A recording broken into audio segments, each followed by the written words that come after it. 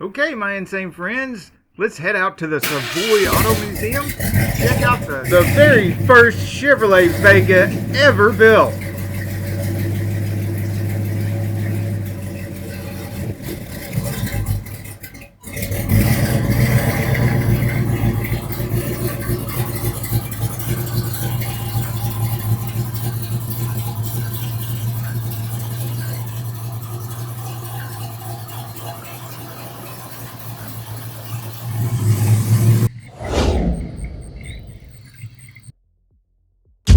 What you're seeing here is the very first production Vega to come off the assembly line.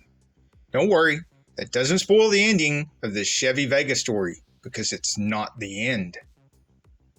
First of all, there's these guys in the 1960s that really want to build an American subcompact car in only 2 years. Ed Cole and John Z Delorean. Yeah, the Back to the Future DeLorean guy. Problem is, it's got to be good enough to compete with the likes of Datsun, Toyota, Opel, MG, and the very popular Volkswagen Beetle. To help in the effort, Chevrolet instituted a new management program, the Car Line Management Technique, to produce the all-new car in 2 years. Now that's significant, because most car designs would take 5 to 10 years or longer. 50 engineers dedicated to the design of the entire car were divided into groups: body, powertrain, chassis design, product assurance, and pleasability. Fisher body engineers and draftsmen moved in with the Vega personnel. Now, Fisher Body was an incredible auto coach builder founded by the Fisher brothers in 1908 in Detroit, Michigan.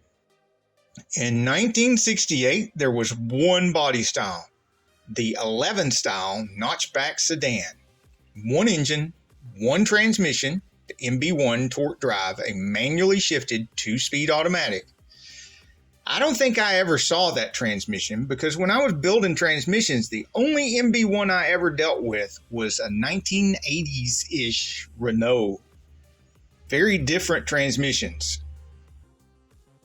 The ones I saw in the Vegas from the mid-70s were Powerglide, the TH200, and sometimes the TH250. Later in 1968, the hatchback, wagon, and panel delivery styles were added. So corporate is already piling on the extra work. Miraculously, by 1969, the design team had already overcome most obstacles, including a problem with fuel delivery that was solved by placing an electric fuel pump in the tank, making this the first production GM with an in-the-tank fuel pump. The next set of problems came after this car you see here was built. The first Vega, in today's terms, might have been referred to as a minimally viable product. The problems in these early Vega cars could have destroyed the whole Vega project. Luckily, GM listened to the customer complaints and made over 300 changes by 1973. The improvements didn't stop there. You could say it evolved, kind of like cell phones and computers do today. On May the 17th, 1973, the 1,000,000th Vega left the Lordstown assembly plant, an orange GT hatchback with white sports stripes. Between 1971 and 1977, horsepower actually trended down, unless you were lucky enough to score a 1975 or 1976 Cosworth Vega. Now, Mr. Cosworth and the Cosworth Vega is a whole nother video, and I've already filmed a really nice Cosworth Vega for you. I hope to see you in the comments of that video next as well.